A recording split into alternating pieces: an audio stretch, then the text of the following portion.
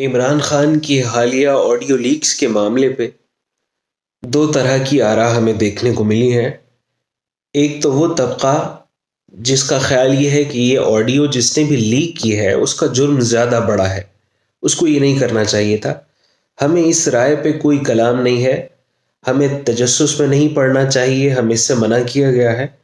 اور ہمیں کسی کے گناہوں پہ پردہ ڈلا ہوا ہے تو ہم اس کے پردے کو چاک نہ کریں، یہ بالکل درست بات ہے، ہمیں اس پہ کوئی کلام نہیں ہے۔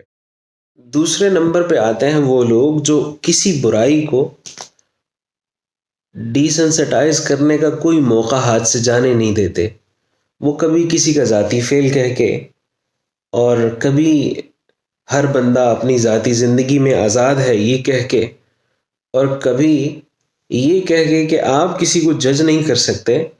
وہ گناہ کو، غلاظت کو نارملائز کرنے کا کوئی موقع ہاتھ سے نہیں جانے دیتے۔ یہ طبقہ بڑا دلچسپ ہے۔ دیکھیے یہی مسئلہ ہے، بعض لوگ دانستہ، اور کچھ لوگوں کو اتنی عقل نہیں ہوتی تو وہ غیر دانستہ اسی رائے کو جو ہے وہ اون کر رہے ہیں۔ یہ بڑی عجیب بات ہے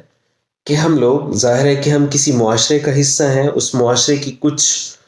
سوشل ویلیوز ہوتی ہیں، کچھ اقدار ہیں، ہمارے اوپر کچھ بندشیں ہیں، ہم کسی دین کو ماننے والے ہیں، ہمارا آئین اسلامی ہے، ہم ایک اسلامی مملکت کے شہری ہیں، اور ہم ایک ایسے گناہ میں مبتلا شخص کے بارے میں رائے قائم نہیں کر سکتے، تو بھئی گناہ کو گناہ نہ کہیں تو کیا کہیں، جرم کو جرم نہ کہیں تو کیا کہیں، مطلب